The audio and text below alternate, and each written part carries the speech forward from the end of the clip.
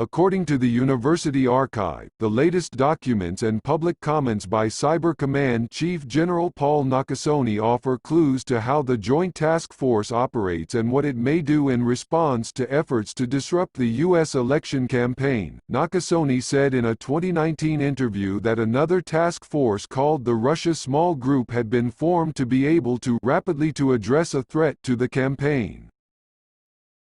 Less than a year after a Marine Corps general decided that Tamara Campbell's ex-husband could be released on probation instead of serving the full 11-year sentence imposed on him for numerous charges, including domestic violence against her, she is gearing up for another hearing that will determine if he has violated the terms of that probation. "It's never ending," Campbell said. "And it's always going to be somebody else's decision." Campbell's ex-husband was dishonorably discharged from the Marine Corps in 2015 and pleaded guilty to 7 charges, including strangulation, shoving a loaded gun in Campbell's mouth, and adultery.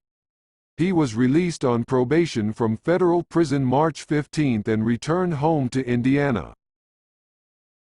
Campbell's efforts to stop her husband's release were detailed in a March 10 story in the free Lance Star.Early last month. Campbell said, her ex was accused of attacking his new fiance's ex-husband and, a few days later, of strangling the fiance. "Campbell knows this because the fiance reached out to her. She messaged me and said, 'I think I need your help,'" Campbell said. "I got some flak from people for helping her, but I can't not help her. She's a victim. She doesn't know what to do." Indiana court records show that Campbell's ex was charged on December 4 with battery, a misdemeanor, and on December 12 with felony strangulation and domestic battery committed in the presence of a child. He was committed to Marion County Jail on December 13.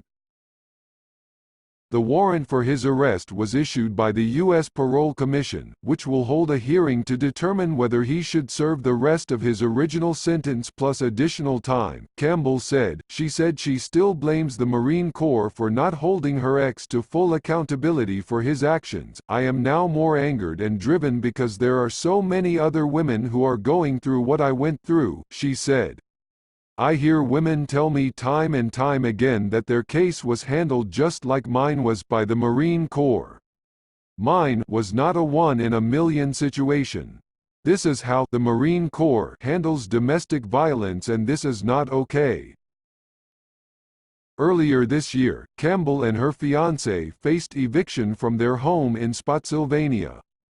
Campbell and her 3 children moved back to Indiana to live with a friend. She said being in the same state as her ex was terrifying, and it soon became apparent that he knew they were there. She quit a job at a restaurant after her ex's brother showed up there asking to see her. On another occasion, she said, she was driving to visit a friend and noticed that her ex was driving the car behind her. She turned onto a series of back roads trying to lose him, and called the friend she was visiting to ask if she had a weapon at her house. After that, Campbell felt she needed to leave the state because she was fleeing an abusive ex. Empower House, the Fredericksburg area organization supporting survivors of domestic violence, was able to provide her family with financial assistance to leave Indiana and find a place to rent locally. Campbell and her children returned to Virginia in June.